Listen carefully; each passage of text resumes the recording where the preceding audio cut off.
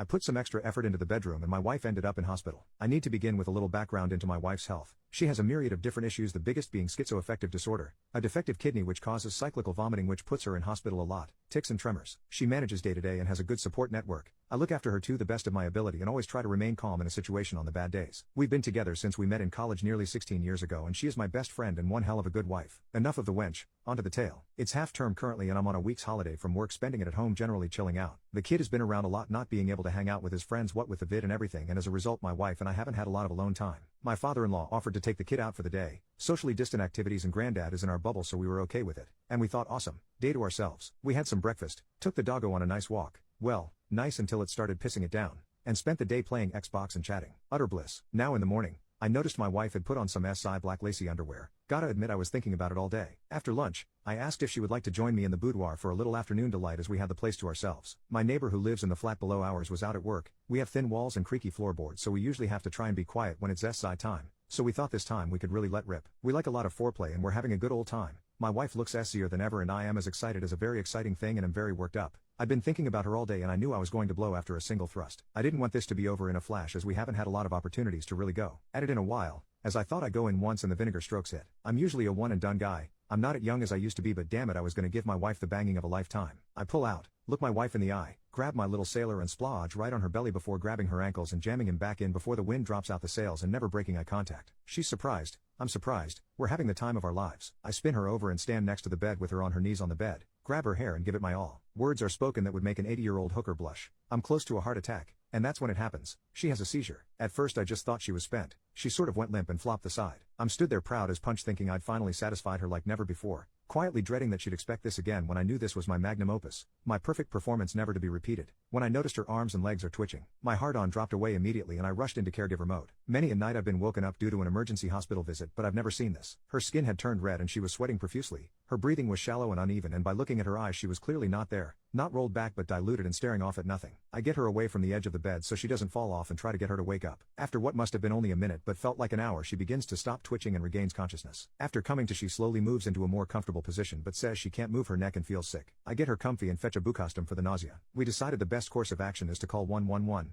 a non-emergency line in the UK. They went through the usual questions with us listing off her long line of medical conditions. And they asked what happened. I described the suspected seizure, not the events leading up to it. And they confirmed it did indeed sound like a seizure so we should get up to A&E. They could send a paramedic but it could be 2 to 4 hours until one is free. Nay bothers, we'll call my brother-in-law who is a nurse and is not far away. We get dressed, load up all her meds for the doc to check over in case a combination of her pills was the cause. And bro-in-law arrives, checks her over, and drives us to A&E. Thankfully he also didn't ask us what we were doing before the seizure or that would have been one awkward as F journey. He drops us at the door and drives off to pick his wife up from work but says he'll be free in a couple of hours if we need picking up later. At the door to A&E, they have a healthcare assistant to screen people for COVID-19. He asks us a few questions and we describe the seizure. Then he asks the question we were dreading, what were you doing before the seizure? I try and fail to contain a giggle. My wife says doing what couples do when they have an empty house for the first time in weeks. There is a beat or two. The fella looks at me and I know he is smiling behind that mask and he says, ever so cheekily, did you crush her? Now it is important to note my wife is 5'0" and I am a 6' Adonis of the armchair, big scruffy beard, and big cuddly tummy. I found this remark hilarious. My wife looked at the floor but I knew she had the biggest grin on her face. I looked him dead in the eye and replied nah, I was behind her. We all had a good laugh. A moment was shared then we moved on.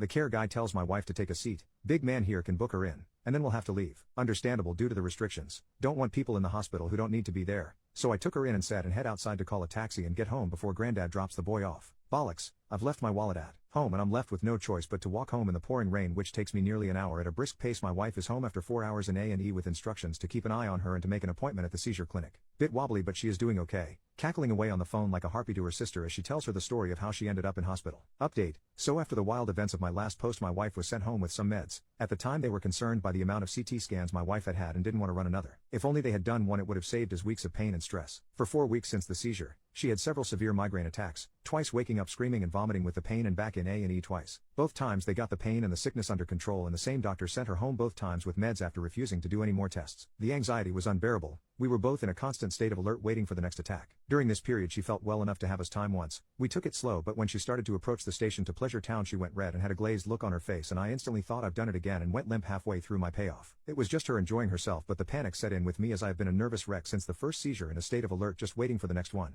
2 Sundays ago the wife gets out of bed and heads to the bathroom, ready to make us a nice spot of brekkie and let me have a lie in. As soon as she parks on the porcelain she screams in pain. I spring out of bed ready to take action and I find her on the bathroom floor, kecks round her ankles, red and sweating and recreating a certain alleyway scene from Team America. I clean her up, get her comfy on the sofa with a bucket and some ondansetron, and we call 111 cause this looks bad. They tell us a doctor will call us back soon. For 5 hours we wait, she is in pain and the anti-sickness is doing nothing. When the doc does call she says she is prescribing some more pain meds and doesn't go to A&E. I made a judgment that she is in no state to stay home and has to go to the hospital. She looks like she is going to die and needs urgent medical attention. Father-in-law happens to swing by to see how she is doing and immediately says I'm taking her to the hospital after taking one look at her. Wife gets to A&E and after an hour's wait the same doctor from before sees her and says in an annoyed tone, "What are you doing back here? You've had 38 admittances." She told me she felt like he was accusing her of being some junkie looking for meds. She tells him something is seriously wrong and he dismisses her with a wave of his hand, "Just take your pills and go home." I'm furious when she calls me and tells me this. I tell her to get a second opinion and thank whatever deity you pray to that she did, as the next doctor takes her seriously and was very annoyed at the first guy for his attitude. She can obviously see that my wife is in pain and orders her a CT scan.